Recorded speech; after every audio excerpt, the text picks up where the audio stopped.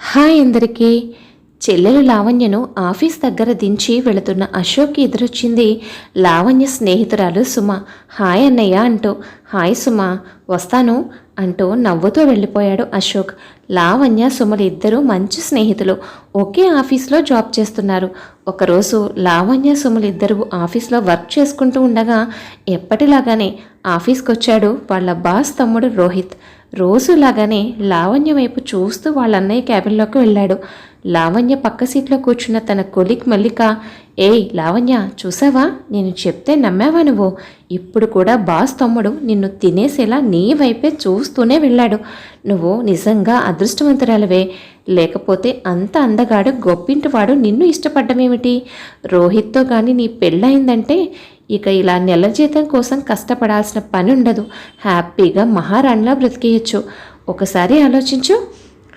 నిజమే, కానీ ముందు గురుని ప్రపోజ్ చేయని చూద్దాం అని లావణ్య అంటూ ఉండగా ఇంతలో పక్కనే ఉన్న సుమ, ఏంటి లావణ్య నువ్వు అది చెప్పడం, నువ్వు దాని మాట నమ్మడం, ఇలాంటివి మనకు సరిపడవే, ఒక్కసారి ఆలోచించు అనేంతలో మరోవైపు మల్లిక, నీకు పట్టబోయే అదృష్టాన్ని చూసి మీ ఫ్రెండు కుళ్ళుకుంటుంది అంది. ఆ రోజు సాయంత్రం ఇంకో 1 అవర్లో ఆఫీస్ అయిపోతుంది అనగా లావణ్య ఫోన్ రింగ్ అయింది. ఏదో కొత్త నెంబర్. ఫోన్ లిఫ్ట్ చేసి హలో అంది లావణ్య.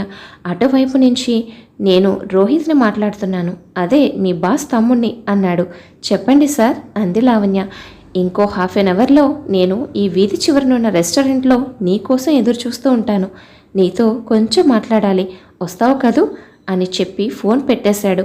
ఆ ఫోన్ రాగానే విషయం ముందు మల్లికకు చెప్పింది లావణ్య. అయితే నీకు ప్రపోజ్ చేయడానికి పిలుస్తున్నట్టున్నాడు, ఆల్ ద బెస్టే అంది మల్లిక. ఆ తర్వాత రోహిత్ ఫోన్ సంగతి సుమతో చెప్పింది లావణ్య.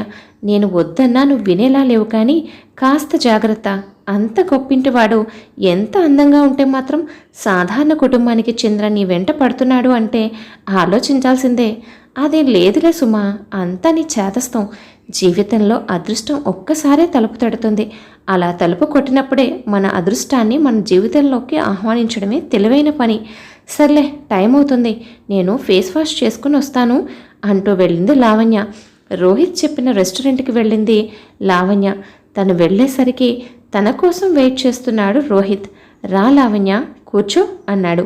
చైర్లో కూర్చుంటేనే, ఏదో మాట్లాడాలి రమ్మన్నారు, ఏంటో చెప్పండి సార్ అంది. రోహిత్ నవ్వుతూ, నేను ఏం మాట్లాడాలి అనుకుంటున్నానో నీకు తెలియదా ఏంటి? నేను ఏం మాట్లాడాలని నిన్ను పిలిచానో నువ్వు ఊహించే ఉంటావుగా. ఓకే, నేనే చెప్తాను, కానీ ఇంతకుముందు నేను ఏదైనా పని ఉంటే కానీ మా అన్నయ్య ఆఫీస్కి వచ్చేవాడిని కాదు. కానీ అనుకోకుండా ఒకసారి ఆఫీస్కి వచ్చిన నాకు నువ్వు కనిపించావు. నిజం చెప్పమంటావా? Love at first sight. నిన్ను చూడగానే నచ్చేసావు. ఆ తర్వాత నుంచి ప్రతిరోజు నిన్ను చూడడానికి ఆఫీస్కి వస్తున్నాను. I love you Lavanya. ఇంకో 4 రోజుల్లో మా మామ్ బర్త్డే ఫంక్షన్ ఉంది. నిన్ను ఆ ఫంక్షన్కి తీసుకెళ్ళి మా వాళ్ళందరికీ పరిచయం చేస్తాను. ఏమంటావు? నన్ను పెళ్లి చేసుకోవడం నీకు ఇష్టమేగా? I love you too sir. Sir కాదు, రోహిత్. ఓకే రోహిత్, టైం అవుతుంది, నేను ఇంటికి వెళ్ళాలి, వస్తాను మరి అని లావణ్య ఇంటికి వచ్చింది. 4 రోజుల తర్వాత రోహిత్ వాళ్ళ ఫామ్ హౌస్లో బర్త్డే పార్టీకి వెళ్ళడం కోసం రెడీ అవుతూ ఉంటుంది లావణ్య. ఇంతలో లావణ్య వాళ్ళ అమ్మ కంగారుగా వచ్చి, అమ్మయ్య, రెడీగానే ఉన్నావా, రా వెళ్దాం అంటుంది. ఎక్కడికమ్మా వెళ్ళేది? ఆ కంగారేమిటి? ఏం చెప్పమంటావు? మీ అన్నయ్య ఎవరో వాడి ఫ్రెండ్ అంట, పెద్ద జాబు, మంచి కుటుంబం అని చెప్పి నిన్ను చూసుకోవడానికి వాళ్ళని తీసుకొచ్చాడు. నీకోసం వాళ్ళు హాల్లోనే వెయిట్ చేస్తున్నారు. పద మనం తర్వాత మాట్లాడుకుందాం అంటూ లావణ్యను కంగారు పెట్టి హాల్లోకి తీసుకెళ్ళింది వాళ్ళమ్మ. పెళ్లి కొడుకు కుటుంబానికి లావణ్య బాగా నచ్చడం, వాళ్ళు పెళ్లికి ఓకే చెప్పి త్వరలోనే మంచి ముహూర్తం చూసి కబురు పెడతామని వెళ్ళారు. వాళ్ళు ఉన్నంతసేపు మౌనంగా ఉన్న లావణ్య వాళ్ళు వెళ్ళగానే, ఏంటమ్మా ఇది, నాకు చెప్పకుండా ఉన్నట్టుండి ఈ పెళ్లి చూపులేంటి? నా ఇష్టంతో సంబంధం లేకుండా నాకు పెళ్ళేంటి అంది కోపంగా. ఇక చాలు, ఆపు. నా ఫ్రెండ్కి ఏం తక్కువ? అందంగా ఉంటాడు, మంచివాడు, మంచి ఉద్యోగం, అంతకన్నా మంచి ఫ్యామిలీ. వాడి కోసం బోలెడు సంబంధాలు వచ్చినా వాడు నిన్ను ఇష్టపడి పెళ్లి చేసుకుంటానన్నాడు. ఈ పెళ్లి జరిగితే నీ జీవితం చాలా సంతోషంగా ఉంటుంది. అది కాదన్నయ్య, ఇంతకన్నా గొప్ప జీవితం నాకు దక్కపోతుంది. చాలు, ఇంకా ఆపు లావణ్య, నాకంతా తెలుసు. నీ స్థాయికి మించి కోరుకోవడం నీకు మంచిది కాదు. నాన్న నేను బాగా ఆలోచించే ఈ నిర్ణయానికి వచ్చాం. మా మాట కాదని నువ్వు ఏ నిర్ణయం తీసుకున్నా మరుక్షణం మేము ముగ్గురం ప్రాణాలతో ఉండం, గుర్తుంచుకో అన్నాడు అశోక్. వారం రోజుల్లోనే లావణ్యను బలవంతంగా ఒప్పించి కార్తీక్తో పెళ్లి జరిపించారు. పెళ్లి జరిగిన తర్వాత ఓ 10 రోజులు కొత్త దంపతులు లావణ్య వాళ్ళ పుట్టింట్లోనే ఉండి ఆ తర్వాత ఆ ఊర్లోనే ఉన్న కార్తీక్ ఫ్లాట్కి వెళ్తారు. మరుసటి రోజు కార్తీక్ ఆఫీస్కి వెళ్ళడానికి రెడీ అవుతూ ఉంటే లావణ్య కూడా మరోవైపు రెడీ అవుతూ ఉంది. కార్తీక్ ఆఫీస్కి వెళ్తూ ఎంతసేపు అందాన్ని తీర్చిదిద్దుకోవడమేనా, కాస్త ఆఫీస్కి వెళ్ళే భర్తకి టిఫిన్ చేసి పెట్టి లంచ్ బాక్స్ ఇచ్చేదేమైనా ఉందా అని అడిగాడు. లావణ్య కార్తీక్ మాటలను ఏమాత్రం పట్టించుకోకుండా హ్యాండ్ బ్యాగ్ తగిలించుకొని బయటకు వెళ్తూ ఉంటే, ఎక్కడికి బేబీ, నేను అడిగేదానికి సమాధానం చెప్పకుండా నీ మానాన్ని నువ్వు వెళ్ళిపోతున్నావు. నేను నీ పని మనిషిని కాదు నీకు వండి పెట్టడానికి. నేను ఆఫీస్కి వెళ్తున్నాను. మర్యాదగా నాకు అడ్డు తప్పుకో. నా పెళ్ళాన్ని పోషించగల కెపాసిటీ నాకు ఉంది, కానీ నువ్వే ఉద్యోగం చేసి నన్ను ఉద్ధరించనక్కర్లేదు. కానీ శుభ్రంగా ఇంటిపాట నుండి నన్ను జాగ్రత్తగా చూసుకోచాలు. పెళ్ళామా, బలవంతంగా మెడలో తాళి కట్టినంత మాత్రాన నీ పెళ్ళానైపోతాననుకున్నావా? కాదా మరి? బుద్ధిగా ఇంట్లో ఉండి సాయంత్రం నేను ఆఫీస్ నుంచి వచ్చేసరికి డిన్నర్ రెడీ చేయి.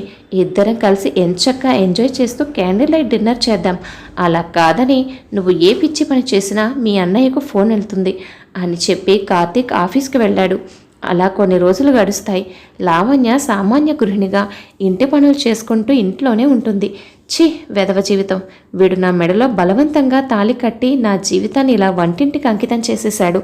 అదే నేను కోరుకుంటున్నట్టుగా రోహిత్ని పెళ్లి చేసుకునుంటే ఈ పాటికి ఏ ఫారిన్ కంట్రీలోనో హనీమూన్లో ఉండేవాళ్ళం. అసలు ఈ కార్తీక్ ఉద్దేశం ఏమిటో నాకు అస్సలు అర్థం కావడం లేదు. బలవంతంగా పెళ్ళైతే చేసుకున్నాడు, కానీ ఇంతవరకు నాతో ఏ మాత్రం తప్పుగా ప్రవర్తించలేదు. అసలు నన్ను పెళ్ళి ఎందుకు చేసుకున్నట్టు? ఎలాగైనా సరే ఒకసారి కార్తీక్కి తెలియకుండా రోహిత్ని కలవాలి అనుకున్న లావణ్య అనుకున్న వెంటనే రోహిత్ ఇంటికి వెళ్ళింది. లావణ్య అక్కడికి వెళ్ళేసరికి రోహిత్ ఎవరో అమ్మాయితో చాలా క్లోజ్గా మూవ్ అవుతూ ఆ అమ్మాయితో కలిసి కారులో బయటకు వెళ్తున్నాడు. ఆ మెడలో కొత్తగా కట్టిన తాళి కూడా ఉంది. ఆ దృశ్యం చూసిన లావణ్య కాసేపు షాక్ కొట్టినట్టుగా నిలబడిపోయింది. కాసేపటికి తేరుకొని, ఎంత పని చేస్తావు రోహిత్? నా పరిస్థితి గురించి ఆలోచించకుండా నీ దారి నువ్వు చూసుకుంటావా అనుకుని, అసలు ఇదంతా మా అన్నయ్య వల్ల వచ్చింది కదూ అంటూ కోపంగా లావణ్య వాళ్ళ పుట్టింటికి వెళ్ళింది. అన్నయ్య అన్నయ్య అంటూ కోపంగా అరుచుకుంటూ లోపలికి వెళ్ళింది. అమ్మా, అన్నయ్య ఎక్కడా? ఇక్కడే ఉన్నాను లావణ్య. ఏంటి విషయం చెప్పు. ఏం చెప్పమంటావన్నయ్య? నేను వద్దంటున్నా వినకుండా నీ ఫ్రెండ్ ఏదో పెద్ద గొప్పవాడని చెప్పి బలవంతంగా నాకు ఈ పెళ్లి చేశావు. ఇప్పుడు నన్ను వాడు ఇంట్లో బానిసలాగా ఒక పని మనిషిని చేసేశాడు. వాడు నిన్ను బానిసను చేయలేదమ్మా, వాడి జీవితానికి నిన్ను మహారాణిని చేశాడు.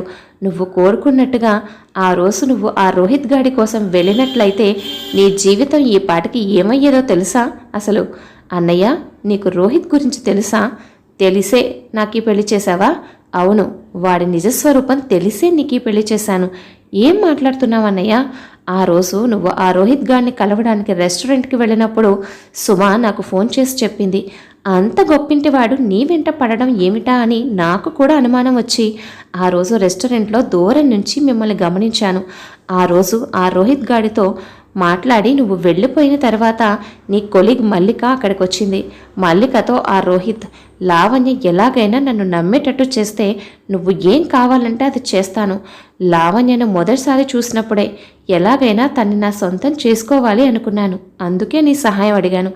అది ఒక్కసారి నా చేతికి చిక్కితే చాలు, నా సరదా మొత్తం తీర్చుకొని వదిలేస్తాను. తప్పకుండా సార్, మీరు చెప్పినట్టే చేస్తాను.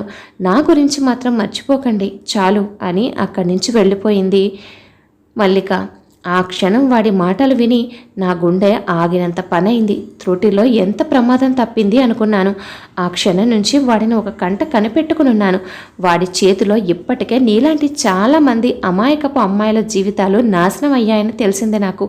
ఆ సమయంలో నిన్ను వాడి ఉచ్చులో నుంచి ఎలా బయటపడేయాలా అని నేను ఆలోచిస్తూ ఉండగా నా ఫ్రెండ్ అదే కార్తీక్ వచ్చి నిన్ను ఎప్పటి నుంచో ప్రేమిస్తున్నానని పెళ్లి చేసుకుంటానని అడిగాడు. తనతో జరిగిందంతా చెప్పాను. అయినా సరే నిన్ను పెళ్లి చేసుకోవడానికి తను ఇష్టపడ్డాడు. తన ప్రేమతో నిన్ను మార్చుకుంటాను అన్నాడు. అశోక్ చెప్పింది అంతా విని లావణ్య అన్నయ్య అంటూ తనని పట్టుకొని వెక్కి వెక్కి ఏడుస్తూ, నా క్షేమం కోసం ఇంత ఆలోచించావా అన్నయ్య?